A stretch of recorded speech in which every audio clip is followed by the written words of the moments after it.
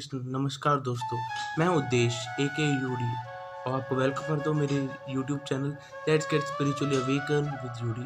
जिसमें मैंने आपको बोला था आज के दिन हम योगा, उसकी इम्पोर्टेंस और एलिमेंट्स ऑफ योगा डिस्कस करेंगे। सबसे पहले योगा का ओरिजिन देखते हैं। योगा का ओरिजिन कहाँ पे हुआ था। योगा वर्ड जो ओरिजिनेटेड है, जो संस्कृत वर्ड है, इसका मतलब होता है यूनियन। और यूनियन किससे? आत्मा का परमात्मा से जो यूनियन होता है उसे हम योगा कहते हैं। तो सिंपल है, योगा जो वर्ड है वो युज वर्ड जो है संस्कृत में उससे ओरिजिनेट हुआ है। इसका मतलब होता है यूनाइटेड या जॉइनिंग, तो आत्मा का परमात्मा से मिलन होता है। तो इससे हम डिफाइन करते हैं योगा को। अब कुछ इम्पोर्टेंस ऑफ योगा हम समझते हैं।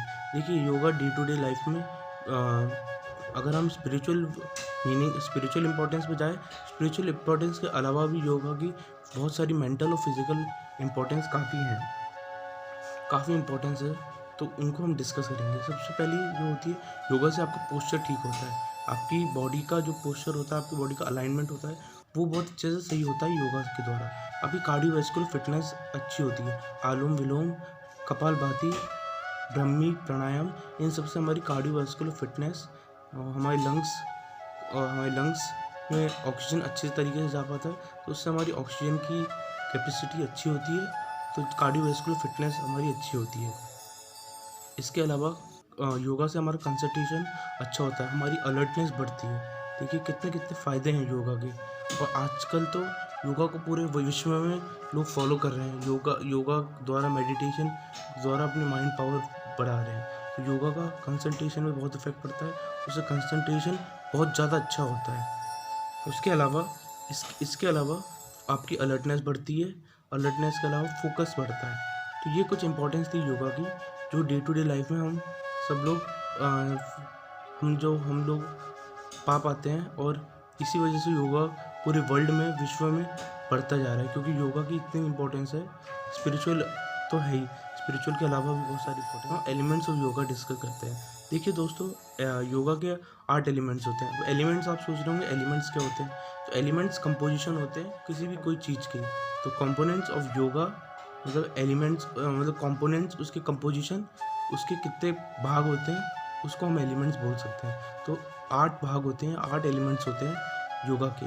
सबसे पहला है यम, नियम, आसन, प्राणायाम, प्रत्याहार, धारणा, ध्यान और समाधि।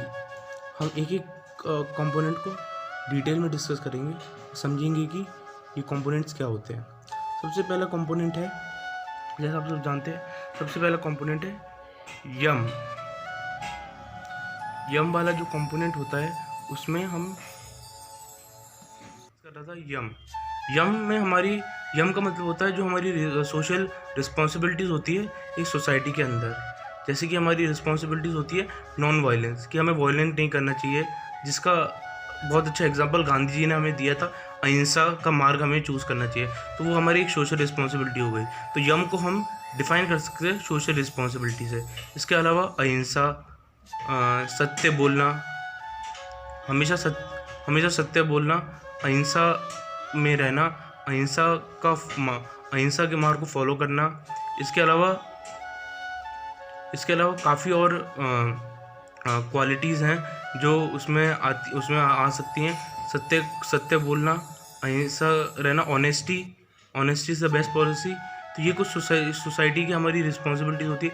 हमेशा हेल्पफुल रहना लोगों के लिए, कभी भी लोगों को कभी भी सब बोलते हैं ना कि काइंडनेस इज़ हेल्पिंगनेस, या काइंडनेस एक तरह का प्रेम होता है। तो हमें हमेशा लोगों की मदद करनी चाहिए, हर किसी की, एक दूसरों की मदद करके हमें हमेशा से अच्छा रहना चाहिए, क्योंकि हम जो लोग दूसरों की मदद करते हैं, स्वयं भगवान भी उनकी मदद करता है। तो हेल्पनेसनेस, सत्य बोलना, असत्य का मार्ग फॉलो ना करना, धर्म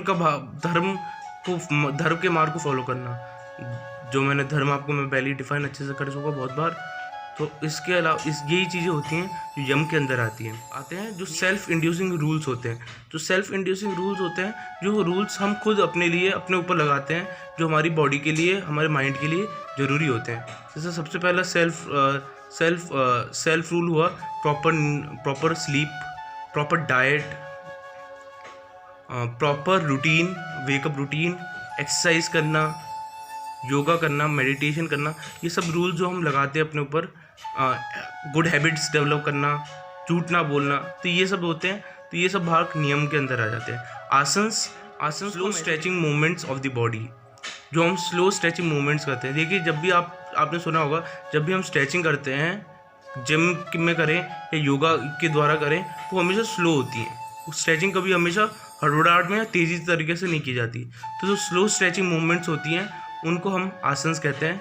आसन के कुछ एग्जांपल है भुजंगासन, धनुरासन, धनुरासन, शवासन, जिनसे हमारी बॉडी के डाइजेस्टिव ऑर्गन्स ठीक होते हैं। इवन जो आसन्स होते हैं वो टाइफाइड, डायबिटीज़, इन सब बीमारियों को क्योर तो नहीं, पर इन सब बीमारियों को कंट्रोल करने में और इनको करने के बाद इंसान इन सब बीमारियों से प्रिवेंट हो पाता है। हार्ट की प्रॉब्लम्स के लिए भी योगा, जो लोगों को हार्ट की प्रॉब्लम होती है उनके लिए भी योगा बेनिफिशियल होता है। उनसे उन्हें हार्ट अटैक के चांसेस कम हो जाते हैं। इसके अलावा जो चौथा एलिमेंट है वो है प्राणायाम। ब्रेथ को कंट्रोल करते हैं। ब्रेथ को कंट्रोल ऐसे करते हैं कि हम जो हमारी सिमेट्रिकल और रिदमिक मूवमेंट्स होती हैं और सांस लेने की, उनको हम कंट्रोल करते हैं, जिससे हमारी सांस कंट्रोल में आती है। और इसको करने के जो प्राणायाम के एक्टिविटीज़, प्राणायाम में जो एक्टिविटीज़ इंक्लूडेड है उसमें है ब्रह्मी प्राणायाम, आलोम विलोम और कपालभाति।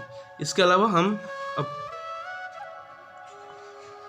विलोम, कपालभाति से हम अपनी रिदमिक मूवमेंट्स को कंट्रोल कर पाते हैं और हम अपनी ब्रेथ को कंट्रोल कर पाते हैं, हम ब्रेथ को रेगुलेट कर पाते हैं। तो ये था प्राणायाम। फिफ्थ एलिमेंट जो है वो है प्रत्याहार। प्रत्याहार में इसको कंट्रोल करते हैं अपने सेंसेस, जैसे हमारे आईज हो गया, नोज़ हो गया, ईयर्स हो गए। तो जितने भी सेंसरी ऑर्गन्स होते हैं उनको जब हम अपने वश में कर लेते हैं, हम अपने कंट्रोल में कर लेते हैं, उसको हम सिर्फ प्रत्याहार कहते हैं। आहार मतलब सेंसरी ऑर्गन्स, प्रत्याहार मतलब उनको कंट्रोल में कर लेना, जिससे हमारी अलर्टनेस बढ़ जाती है, हमारा फोकस बढ़ जाता है। ये डायरेक्टली प्रोपोर्शनल होता है इन चीज़ों के।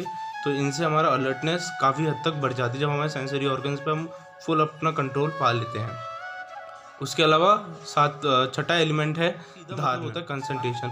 जब हम एक पॉइंट पे हम फोकस कर पाते हैं फुल डेडिकेशन के साथ, फुल कंसंट्रेशन के साथ। जब हम फुल कंसंट्रेशन के साथ एक पॉइंट पे हम फोकस कर पाते हैं, उसे हम धारणा कहते हैं। तो धारणा का एग्जैक्ट मीनिंग होता है कंसंट्रेशन। इसके अलावा जो सातवां एलिमेंट है वो है ध्यान। जब हम हायर कंसंट्रेशन में चले जाते हैं, देखिए धारणा मतलब होता है कंसंट्रेशन, जब हम धारणा की हायर स्टेज में चले जाते हैं उसे हम ध्यान बोल देते हैं। जब हम हायर कंसंट्रेशन में चले जाते हैं, एक लेवल होता है कंसंट्रेशन का, उसके पार चले जाते हैं, उसके पार जाके हम जब मेडिटेट करने लगते हैं, हम जब ध्यान करने लगते हैं जब हम बेसिकली थर्ड आई ओपन कर लेते हैं। तो थर्ड आई होता है कुंडलिनी योगा में। कुंडलिनी योगा एक टाइप का योग फॉर्म होता है, सबसे क्या बोलते हैं, हम कह सकते हैं कि सबसे हार्डेस्ट योगा होता है और सबसे फुलफिलिंग योगा होता है। उस योगा को पूरा करने के बाद आप मोक्ष की प्राप्ति भी कर सकते हैं और आपके अंदर बहुत सारी शक्तियाँ आ जाती हैं। तो जब थर्ड आई ओपन हो जाता है तब हम बोल सकते हैं हमने ध्यान मेडिटेशन, ध्यान वाली कंडीशन, ध्यान हमारा अच्छे से लग चुका है और हम एक हायर कंसंट्रेशन वाली स्टेट में चले जाते हैं। हायर कंडीशन वाली स्टेट में चले जाने को ही हम ध्यान या मेडिटेशन कहते हैं दोस्तों। और आठवां एलिमेंट जो है वो है परमात्मा में मिलन हो जाता है। तो अब जब हमने सेंसरी ऑर्गन्स पे कंट्रोल पा लिया, हमने अपने माइंड पे कंट्रोल पा लिया, हमने अपने कंसंट्रेशन पे कंट्रोल पा लिया, सेंसरी ऑर्गन्स पे कंट्रोल पा लिया, हम अपने एक्टिविटीज़ पे कंट्रोल पा लिया, तो हम अब आत्मा से परमात्मा में मिलने हम आत्मा से आत्मा होकर हम आत्मा परमात्मा में मिलन शुरू कर देते हैं। और जो आत्मा का परमात्मा में मिलन हो जाता है उसी कंडीशन को हम समाधि कहते हैं। इसलिए आपने सुना होगा कि जो बड़े बड़े योग होते हैं, ऋषिज होते हैं, जैसे गौतम बुद्ध, उन्होंने समाधि ली थी। जब उनका आत्मा का उन्हें मोक्ष की प्राप्ति तो हो ही चुकी थी पहले से ही, पर जब उन्होंने समाधि ली तो वो फुली आत्मा परमात्मा में मतलब विलीन हो चुके थे। तो ये होता है समाधि का मतलब। आई होप ये वाली वीडियो आपको समझ में आई हो। इसमें हमने 3 बेसिक चीज़ें डिस्कस की थी, योग, importance of yoga and elements of yoga. और जब हम आत्मा का परमात्मा में विलीन हो जाता है उसे योगा कहते हैं। और इस योग के कारण जब हमें फ्रीडम मिल जाते हैं बर्थ और डेथ के साइकिल से, बर्थ और रीबर्थ के साइकिल से, उससे मोक्ष कहते हैं।